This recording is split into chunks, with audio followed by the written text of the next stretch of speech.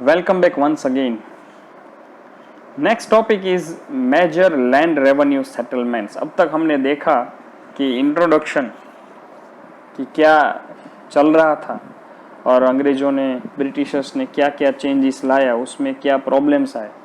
तब उन्होंने सोचा कि एक सिस्टमेटिक अप्रोच हो जिसकी वजह से उनको ज़्यादातर मैक्सिमाइज लैंड रेवेन्यू कलेक्शन हो सके। तो उसके लिए उन्होंने डिसाइड किया कि लैंड रेवेन्यू सेटलमेंट्स अरेंज किए जाए। तो वो हम देखेंगे इस चैप्टर में। Major land revenue settlements, land माने जमीन, रेवेन्यू माने उसका टैक्स, और सेटलमेंट्स कैसे वो सेटल किया जाए कि टैक्स कितना लिया जाए और कैसे। The first reform introduced by the company came in the form of इजारदारी system. जो मेजर जो फेमस थे लैंड रेवेन्यू सिस्टम्स सेटलमेंट्स, उसमें फर्स्ट जो था वो था इजारदारी system.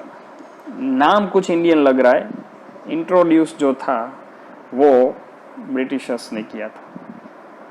It was followed by 3 land revenue set arrangements introduce in the latter half of the 18th century up to 19th century. 18वीं सदी के दूसरे हाफ से लेकर 19वीं सदी की शुरुआत तक देखा जाए तो 4 मेजर लैंड रेवेन्यू सेटलमेंट थे, जिसमें फर्स्ट था इजारदारी सिस्टम, राइट। उसके बाद और 3 थे, वो भी हम देखेंगे।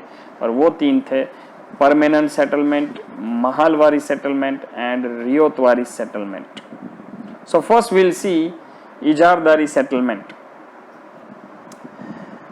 So the first Governor General of Company, Warren Hastings, realized that income from land revenue collection was not enough to meet company expenses। देखा, ब्रिटिशर्स का हमेशा यही सोचना था कि कैसे लूटा जाए ज़्यादा से ज़्यादा, ताकि हमारे खुद के एक भी पैसा खर्च किए बिना हमारा पूरा ट्रेड चले, साम्राज्य चले, हमको पैसा मिले, ऐशो आराम मिले, रिस्पेक्ट मिले, डिग्निटी मिले, सब कुछ मिले।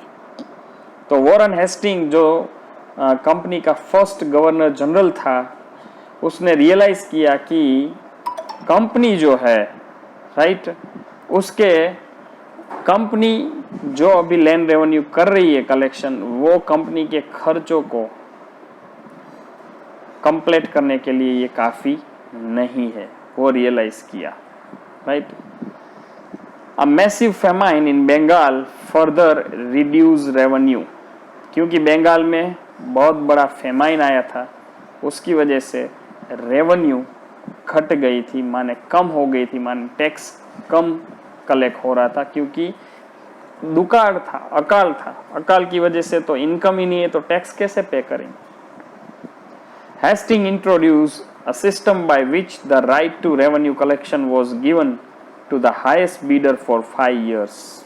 हेस्टिंग ने एक सिस्टम इंट्रोड्यूस किया, उसमें रेवेन्यू कलेक्ट करने की राइट माने अधिकार। रेवेन्यू कलेक्ट कौन करेगा? कंपनी करवाएगी, बट करेगा कौन? तो उसके अधिकार के लिए, जैसे अभी कुछ चीज़ों बेचने के लिए एजेंसी लेनी पड़ती, वैसे तब उतने साल पहले भी ये स्मार्ट लोग ऐसे थे कि भाई रेवेन्यू कलेक्शन के लिए बीडिंग किया जाता था, और जो हाईएस्ट बीड करता था उसको 5 साल के लिए रेवेन्यू कलेक्शन करने का अधिकार दिया जाता था। This system came to be called Izaradari और रेवेन्यू फार्मिंग। तो ये जो 5 साल तक रेवेन्यू कलेक्शन का अधिकार देने वाली जो सिस्टम थी, उसको कहते थे इजारदारी या फिर revenue farming. Those who were given this right were known as इजारदार। जिसको ये सिस्टम का हक दिया जाता था रेवेन्यू कलेक्शन के लिए, उसको कहते थे इजारदार। आगे देखते हैं क्या हुआ। However, this system failed because the bidding had no link with the land's actual productivity। अब वॉरेन हेस्टिंग वो कोई भगवान तो था नहीं, उसने ये सिस्टम तो डेवलप किया, लेकिन वो फेल क्यों हुआ? क्योंकि बीडिंग जो होती थी, नीलामी, वो बीडिंग की लिंक कोई नहीं थी एक्चुअल लैंड प्रोडक्टिविटी के साथ, कि भाई 5 साल के लिए किसी को लैंड रेवेन्यू कलेक्शन दे दिया, उसका मतलब ये नहीं था कि जमीन की उपजाऊता जो है, जमीन की फर्टिलिटी जो है, जमीन की प्रोडक्टिविटी जो है वो बढ़ेगी। नो, क्योंकि जिसको 5 साल के लिए लैंड रेवेन्यू कलेक्शन दिया है वो तो 5 साल तक क्या करेगा, लैंड रेवेन्यू कलेक्ट ही करता रहेगा, कलेक्ट ही करता रहेगा। वो नहीं बोलेगा फार्मर को अपनी जमीन की फर्टिलिटी बढ़ाओ, प्रोडक्टिविटी बढ़ाओ। नो, उसका काम था collection, right. Besides, the ijardars did not improve the land because it was auctioned off periodically. उसके अलावा भी इजारदार जो थे उन्होंने लैंड को इम्प्रूव नहीं किया, क्योंकि वो लैंड जो थी उसका तो ऑक्शन हो जाता था periodically, time by time, right. As the इजारदार wanted to get more revenue to pay to the company, the peasants were relentlessly exploited. इजारदार का काम था रेवेन्यू को कलेक्ट करके कंपनी को देना। अब कंपनी को देने के लिए इजारदार को रेवेन्यू कलेक्ट करनी है, और उसकी वजह से रेवेन्यू कलेक्ट तो वो करेंगे ही, और उसकी वजह से पीजन्स जो थे, जो किसान थे, उसको रेलेंटलेसली एक्सप्लॉइट किया जाता था, शोषण किया जाता था, लूटा जाता था, रेलेंटलेसली, एंडलेसली। उसका कोई एंड नहीं था, right. So that was Ijaradari system. Next is second one is permanent settlement. Permanent settlement में क्या होता था? The system of permanent settlement was introduce in 1793 by Cornwallis. Lord कहने के ये लायक नहीं है, लॉर्ड तो भगवान को कहते हैं, ठीक है। 1793 में परमानेंट सेटलमेंट कॉर्नवालिस के द्वारा इंट्रोड्यूस किया गया। इट कवर्ड बंगाल, बिहार, ओडिशा, जो आज का Odisha, and Banaras division of UP. पहले यूपी बहुत बड़ा था, फिर डिवाइड होते होते आज यूपी में से 3 स्टेट निकल गए। तो यूपी में से, यूपी डिवीजन के बनारस और बंगाल, बिहार, ओडिशा उस कवर करते थे। Accounting for 19% of the British territory. ये चारों मिलके ब्रिटिश टेरिटरी के 19% होते थे, 19%। आप देख सकते हैं महाशय बासे जो कुछ भी बोलना हो, कॉर्नवालिस खुद का फोटो लगा के कि भाई हमने इंडिया को लूटा। According to this system, land owners और zamindars acquired hereditary rights over land. इस सिस्टम के अकॉर्डिंग टू जो लैंड ओनर्स थे, या फिर जिसको कहते हैं जमींदार जो थे, उसको लैंड के ऊपर हेरिडिटरी राइट्स से, माने अपने पिताजी की जमीन है तो उसको खुद को राइट्स मिलेंगे, या फिर अपने पिताजी जमीन का कलेक्शन करते थे, लैंड रेवेन्यू कलेक्शन, तो खुद को भी मिलेगा। वैसे तो ये होता ही है, बट अंग्रेजों ने कुछ नया नाम देकर, उल्टा सुल्टा करके, घुमा फिरा के, ट्विस्ट कर करके हमको खुश रखने के लिए उल्लू बनाते रहते थे। Farmers were reduced to the status of tenants and they lost the right to the use of pastures, forest lands, irrigation canals and fishing ponds. किसान की हालत क्या थी? वो फार्मर से टेनेंट बन गए थे। टेनेंट माने किसी और की जमीन भाड़े पे लेके उसमें फार्मिंग करना, टैक्स पे करना, मरने की भी हालत नहीं थी उस, क्योंकि इतना कर्जा हो जाता था। एंड उसका अधिकार उन्होंने गवाया to the use of pasture. Pasture हमने ग्लोसरी में डिस्कस किया था कि गाय, भेड़, बकरी के लिए, कैटल के लिए जो ग्राजिंग करवाने की जो जगह है, दैट इज कॉल्ड पेस्चर, पशुपालन। फॉरेस्ट लैंड, अपनी जमीन। इरिगेशन नहीं मिलता था, इरिगेशन कैनाल्स में से पानी, क्योंकि वो अलग व्यवस्था करनी पड़ती। एंड फिशिंग पॉन्ड्स भी नहीं मिलते थे। तो ये सारी चीजें होती थी परमानेंट सेटलमेंट में। Zamindars had to pay a fixed amount of land revenue every year to the company even under adverse conditions. क्योंकि नाम परमानेंट सेटलमेंट था, इसीलिए जमींदार को fix amount of land revenue pay करना पड़ता था कंपनी को हर साल, चाहे एडवर्स कंडीशन क्यों ना हो। एडवर्स माने कन्वीनियंट नहीं, खराब कंडीशन, सपोर्ट में नहीं ऐसी कंडीशन हो, कुछ उगा नहीं है, फेमाइन आया है, वैसा हो, तब भी जमींदार्स को फिक्स अमाउंट पे करनी पड़ती थी। चाहे फिर जब ज्यादा भी कलेक्शन हो जाए तो भी फिक्स अमाउंट पे करनी पड़ती थी। इफ दे फेल टू पे देयर लैंड वॉज ऑक्शन्ड ऑफ, अगर वो ऐसा करने में असमर्थ रहे तो उसकी जमीन नीलामी में बेच दी जाती थी ब्रिटिशर्स के द्वारा। Whatever remained with the जमींदार after paying the revenue was his profit। जमींदार के पास रेवेन्यू पे करने के बाद जो कुछ भी बचता था वो जमींदार का प्रॉफिट था। Initially 89% of all revenue collected was handed over to the company with 11% remaining with the जमींदार। पहले ये था कि जो कलेक्शन होता था उसमें 89% कंपनी को दिया जाता था और 11% जमींदार को मिलता था। The land revenue was fixed permanently for 10 years. अब ये लैंड रेवेन्यू जो था वो एक बार किसान के साथ बात करके 10 साल तक लैंड कलेक्शन फिक्स था कि इतना ही टैक्स पे करना है, चाहे आप रात दिन काम करो, दुगना चौगुना काम करो, आपकी इनकम कितनी भी हो जाए, बट आपको इतना करना है पे, फिक्स था। और वो फिक्स कितना था? 50%, रफली 50% ऑफ द टोटल प्रोड्यूस आपका जितना हो उसमें से 50% आपको पे करना था। तो 50% बहुत ही ज्यादा। ये देख लीजिए, एक और हमारे इंडिया के ही मेहताब चंद बर्दवान का जमींदार जो टैक्स कलेक्ट करके कंपनी को देता था। The advantages of this system to the company, अब कंपनी को ही एडवांटेज होते थे। कंपनी के रूल किसी और को फायदेमंद तो हो ही नहीं सकते। क्या एडवांटेजेस थे? The company created a class of zamindars who intermediated between them and the peasantry and acted as natural ally in the event of any rebellion by the peasant. Company ने एक जमींदार का क्लास क्रिएट किया, जैसे हमने मेहताब चंद का photo देखा।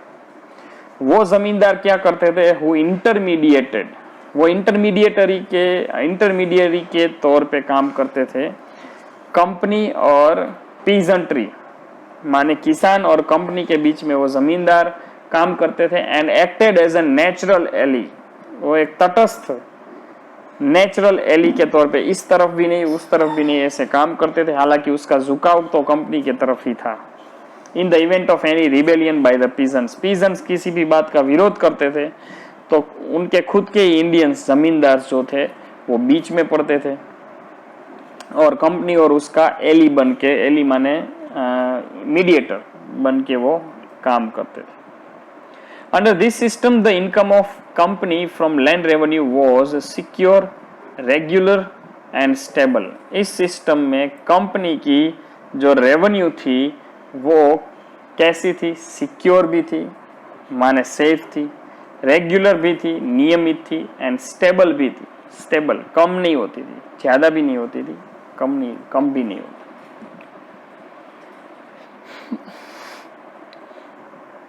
This helped the company meet its growing expenses of military expeditions and administrations।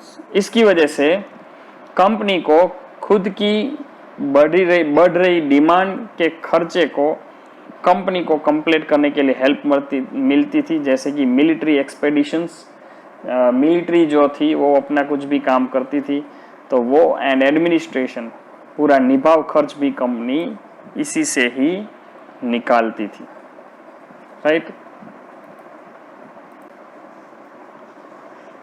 Zamindars were motivated to increase agricultural production. Zamindar को एग्रीकल्चरल प्रोडक्शन बढ़ाने के लिए मोटिवेट किया जाता था कि भाई आप एग्रीकल्चरल प्रोडक्शन बढ़ाइए ताकि प्रोडक्टिविटी बढ़े, तो अल्टीमेटली सबको फायदा हो और कंपनी को तो होगा ही। As the rate of revenue to be paid to the British was fixed,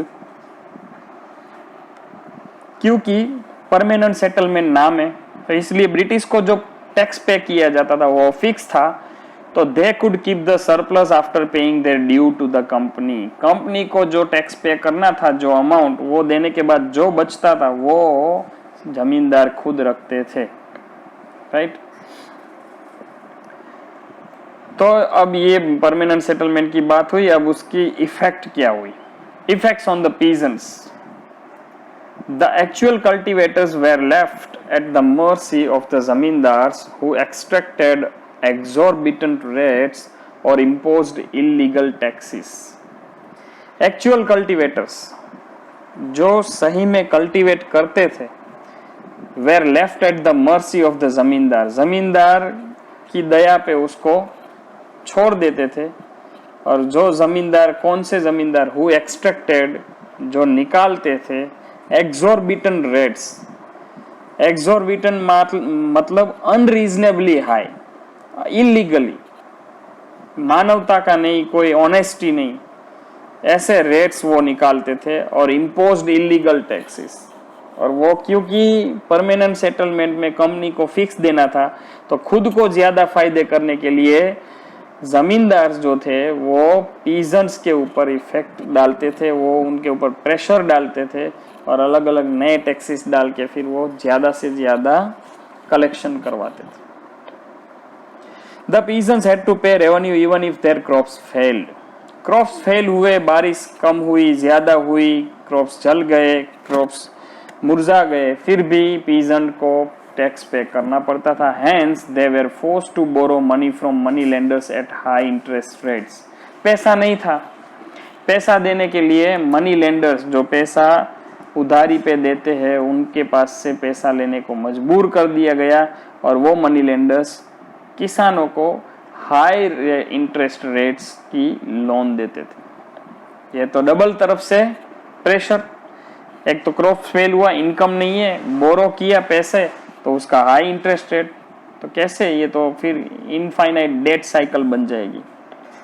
फिर वो कर्जा चुकाने के लिए और कर्जा लेना, वो चुकाने के लिए और कर्जा लेना. In case of non repayment of loans their land was mortgaged. अगर मनी लेंडर्स के पास से लिए हुए पैसे वापिस नहीं दे पाएंगे, चुका नहीं पाएंगे, तो उनकी जमीन को मॉर्गेज किया जाएगा. मॉर्गेज का मतलब आपको पता है, ग्लोसरी में हमने डिस्कस किया कि भाई किसी पर्टिकुलर सिक्योरिटी के तौर पे मॉर्गेज कराते हैं. प्रॉपर्टी, लैंड हो, जमीन हो, मकान हो, बिल्डिंग हो, फैक्ट्री हो, कुछ भी हो. They had to look for alternate employment और माइग्रेट टू सिटीज. अब ये जो सारे पीजेंट्स थे उनको कंपल्सरीली कोई दूसरा काम सर्च करना पड़ा या फिर सिटीज में माइग्रेट होना पड़ा, वहां पे जाके कुछ मजदूरी वाला काम करने लगे.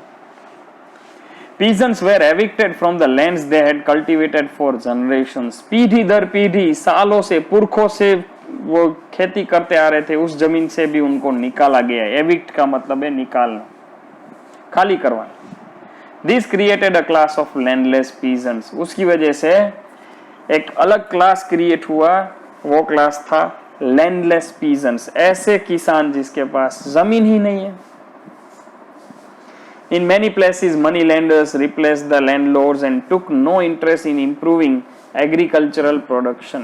काफी जगहों पे मनी लेंडर्स ने लैंडलॉर्ड्स को रिप्लेस कर दिया. माने लैंडलॉर्ड्स जो थे वो, क्योंकि जमीन जो है वो जमीन पे खेती करने वाले पीजेंट या कल्टीवेटर थे या फिर भाड़े पे रखकर टेनेंट्स थे. और लैंडलॉर्ड्स को अगर लोन लिया है अगर, ठीक है, तो वो लोन पे नहीं कर पाएंगे, तो मनी लेंडर्स जो थे वो लैंडलॉर्ड्स को रिप्लेस कर गए और ज़मीन उसकी हो गई. और वो ज़मीन का एग्रीकल्चरल प्रोडक्शन बढ़ाने का कोई इंटरेस्ट नहीं था. Many were absentee landlords. काफ़ी ऐसे थे जो लैंडलॉर्ड्स एब्सेंटी थे, माने वो लैंड के मालिक थे पर वो दूर सिटी में रहते थे, इसीलिए वो एब्सेंटी लैंडलॉर्ड्स थे. Who leased out their lands to tenants and lived in cities. वो अपने लैंड्स को टेनेंट्स भाड़े पे दे देते थे और खुद शहर में रहते थे. The settlement benefited the zamindars more than the company because the land revenue collected from the peasants went up as the areas under cultivation increased. अब कुछ कुछ जगह पर जब एरिया अंडर कल्टीवेशन बढ़ने लगा तो टैक्स भी बढ़ने लगा. अब टैक्स कलेक्ट कर रहे थे टैक्स कलेक्टर दैट इज जमींदार, तो कंपनी से ज्यादा फायदा जमींदार को होने लगा. Right. However, the amount they had to pay to the company continued to be the same. Right.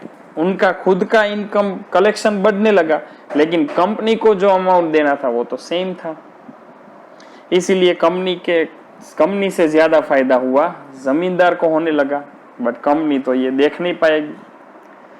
By early 19th century, many officials of the company were convinced that the system of revenue had to be changed. 19th century की शुरुआत तक company के काफी officials को ऐसा लगा, उनको convince किया गया, कंपनी के ऑफिशियल्स ने ही कन्विंस किया, उनको दिमाग में ऐसा आया कि ये सिस्टम को भी चेंज करना चाहिए क्योंकि वो लुखे लोग ऐसे थे जिसको फायदा नहीं हो रहा था, फायदा जमींदार को हो रहा था और कंपनी ये कैसे सहन कर पाती कि जमींदार को फायदा हो. राइट. ये था permanent settlement. Next is Mahalwari settlement.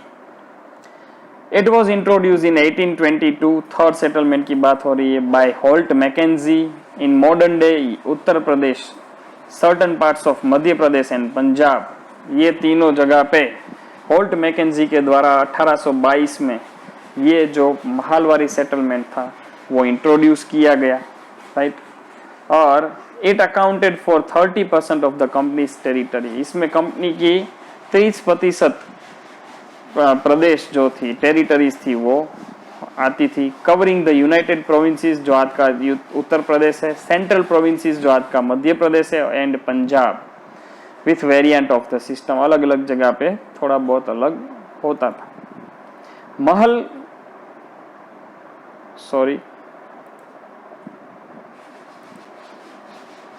महल का मतलब होता था village. It means village which for Mackenzie was very important and needed to be preserved.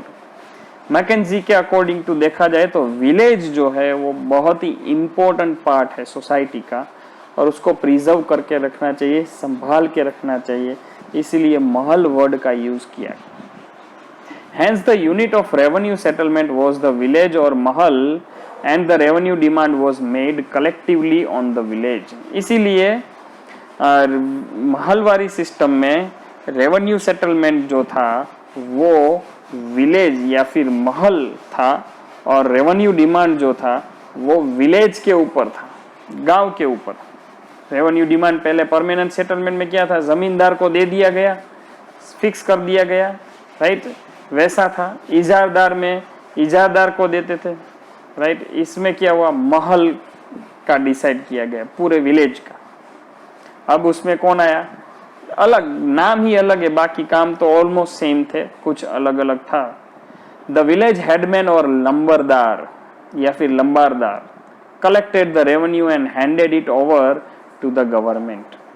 Village headman जो था या फिर उसको कहते हैं लंबरदार जो इंडियन लैंग्वेज थी, वो रेवेन्यू कलेक्ट करते थे और फिर वो गवर्नमेंट को दे देते थे.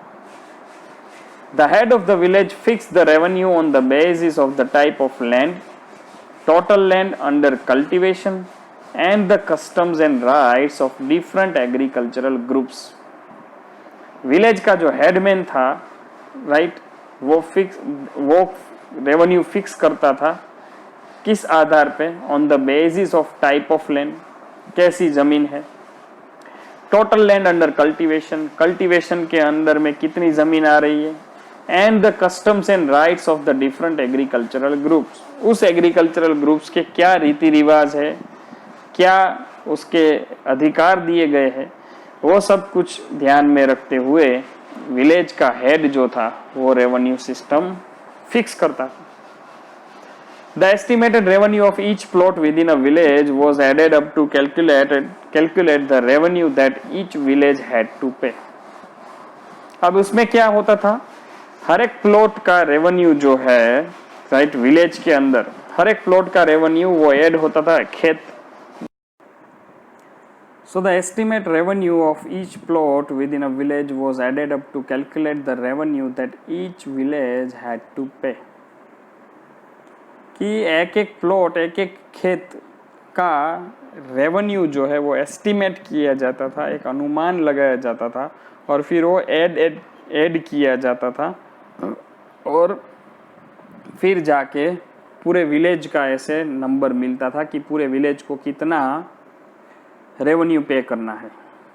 Clear? The rate of revenue was रफली half of the total agricultural produce.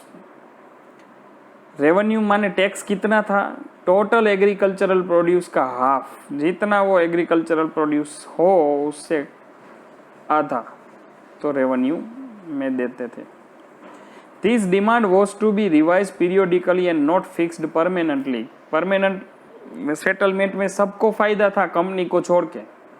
वैसे कंपनी को तो मुफ्त का माल मिल रहा था, फायदा ही था, बट फिर भी हुआ यूं कि कंपनी को फिक्स मिल रहा था और उससे भी ज़्यादा ज़मींदार को फ़ायदा होने लगा. और ज़मींदार तो इंडियन थे, कंपनी के तो थे नहीं, इसीलिए मुफ्त का माल कोई और क्यों खा जाए, इसीलिए कंपनी ने वो परमानेंट सेटलमेंट अंडू कर दिया.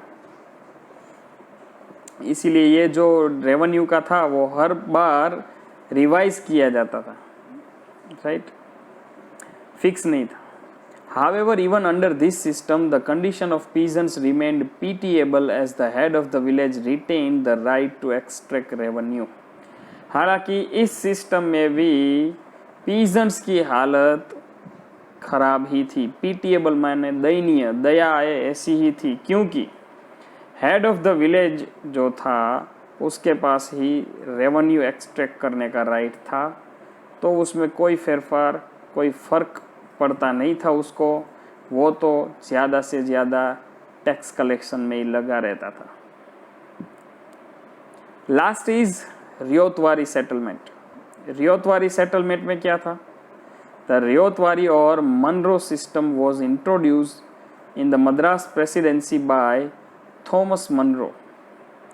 थॉमस मनरो ने रियोतवारी सिस्टम को इंट्रोड्यूस किया था मद्रास प्रेसिडेंसी में, साउथ इंडिया में. It was further extended to the Bombay presidency. फिर आगे जाके बॉम्बे प्रेसिडेंसी में एक्सटेंड किया. सो बॉम्बे प्रेसिडेंसी के साथ साथ आसाम में भी एक्सटेंड किया. Overall it accounted for 51% of the companies territory. Company के अंडर में जितना एरिया था वो सारे एरिया में से 51% को कवर कर रही थी ये ryotwari system. Prior to Munro के पहले भी कैप्टन अलेक्जेंडर रीड ने ये रियोतवारी सिस्टम को ट्राई किया था on small scale in areas that were annexed by the British from Tipu Sultan. Tipu Sultan के जो एरिया थे जिसको ब्रिटिश ने अनेक्स करके रखा था, माने उसके ऊपर एक्स कर दिया था, माने ब्रिटिश टीपू सुल्तान के पास से ले लिया गया था, वैसे एरिया में अलेक्जेंडर रीड करके कोई था ब्रिटिश, उसने मुनरो से पहले रियोतवारी सिस्टम को छोटे पैमाने पे ट्राई किया था, बट आगे जाके मुनरो ने 51%, आधे से ज़्यादा हिस्सों में ये ट्राई किया. एक और पेंटिंग थॉमस मुनरो का, ठीक है, हमारी ये अनफॉर्चुनेटनेस है कि जो हमें लूट के गए वो हम टेक्स्ट बुक में उसके फ़ोटो के साथ हम पढ़ रहे हैं, right. In South India, there were no traditional zamindars and the land actually belonged to the cultivators, that is ryots. South India में क्या था? कोई ट्रेडिशनल ज़मींदार्स नहीं था, कोई टैक्स कलेक्टर नहीं था, और लैंड जो थी, माने ऐसे ज़मींदार पहले हमारे यहाँ इसमें आगे के एग्जांपल में देखा कि ज़मींदार की लैंड हो उसको भाड़े पे दे दिया है, तो ऐसा नहीं था. लैंड एक्चुअली जो खेती करता था उसकी ही मालिकी की थी, कल्टीवेटर्स की थी, और उसको कहा जाता था रियोत. इसी नाम पे थॉमस मुनरो ने रियोतवारी इस्टेब्लिश किया.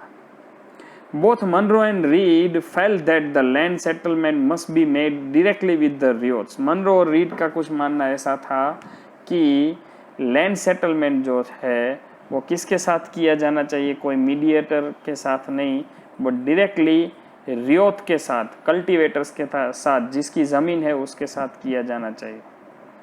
Thus the system came to be known as the Ryotwari system, इसीलिए सिस्टम का नाम रियोतवारी सिस्टम पड़ा। The land revenue was not collected by the zamindar or lambardar but was taken from the riots or cultivators directly। ये system में land revenue किसी ज़मींदार या लंबरदार के पास से कलेक्ट नहीं की जाती थी, बट उसको लैंड रेवेन्यू को डायरेक्टली रियोट्स के पास से या फिर कल्टीवेटर्स के पास से ही डायरेक्टली कलेक्ट किया जाता था।